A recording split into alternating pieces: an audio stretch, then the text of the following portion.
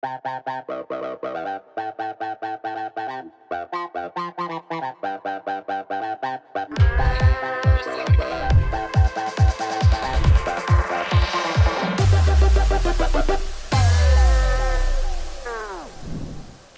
kids, I hope you are having a really great morning today. So I've got a question for you. If I show you this glass, would you say that it is half full or would you say it's half empty? It's actually not really about the glass. Both of those answers would be correct. Normally that expression is used to say, what do you think of life? Do you see, when you look at life, do you see life positively? Do you see life through God's eyes? Or when you look at life, are you burdened with worry and anxiety and stress and you feel like it's half full? It's just negative. There's been some tough stuff that you guys have gone through in the last couple of years. We've had COVID and sickness. We've had online school. Oh, boring. We've had masks. We're back at school. We've got new friends. We've got old friends. We've got mean friends.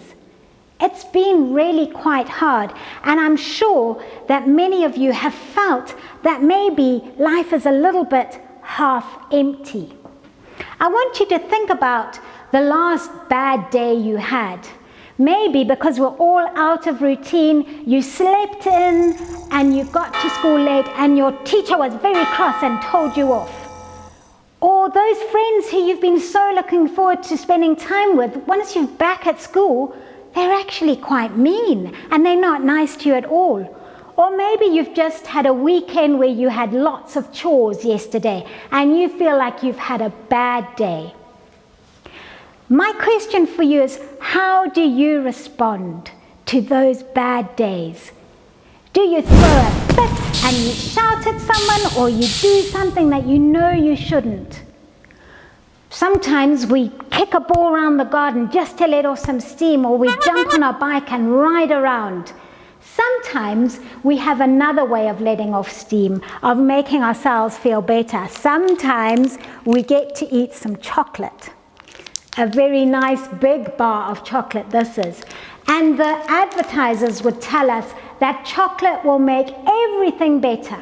There's nothing, no day bad enough that a bar of chocolate won't put a smile on that dial.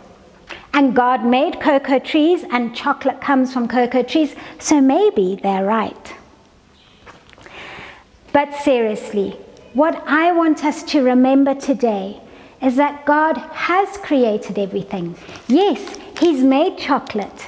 He's made this amazing world that we live in, and everything God creates is good. When we walk around, though, with a half-empty attitude, we can forget that. We can just see slowly and little that everything is weighing down on us. Jesus told His disciples, though, do not worry about your life. He said, don't worry about what you will eat. Don't worry about what you will drink. Don't even worry about what you will wear.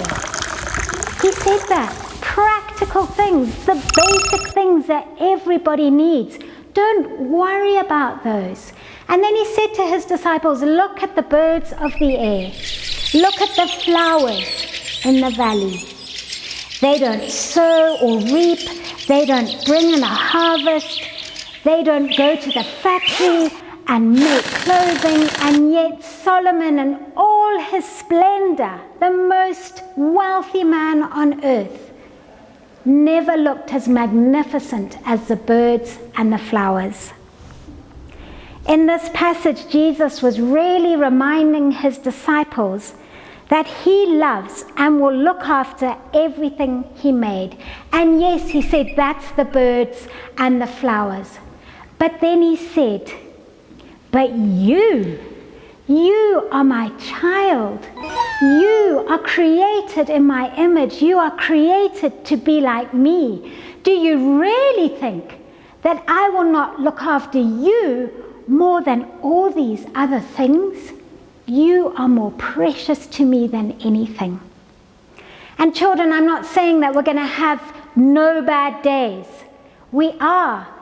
There's a whole lot of people in the world who don't think they need God, and sin has come into our lives and into our world. And it means that there are days when we feel down. There are days when we suffer loss and heartbreak. There are days when people treat us badly.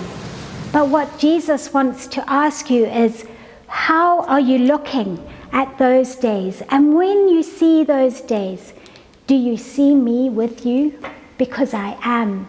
Because I made you, and I love you, and I care for you. So despite what I said at the beginning about chocolate being the answer and brightening up your day, whatever, that's probably not the truth. Chocolate is a created thing, just like everything else. But God is the creator.